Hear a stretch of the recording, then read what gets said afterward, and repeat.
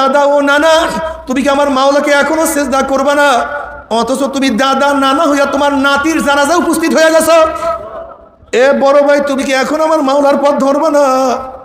অথচ তোমার ছোট ভাইয়ের কবর তুমি নিজেই খনন করা শুরু করিয়া দিছ।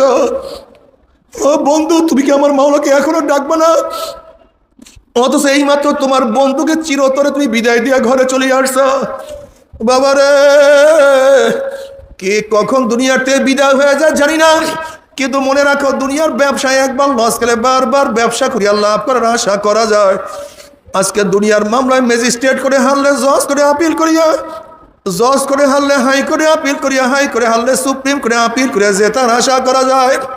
কিন্তু খুদা না খাস্তা, খুদা না খাস্তা, খুদা না খাস্তা, মৌয়াতের মামলায়, কবরের মামলায়, কিয়ামতের মামলায়, ওই মিজান পুসরাতের মামলা যে একবার স্লিপ কাটিয়া যায়।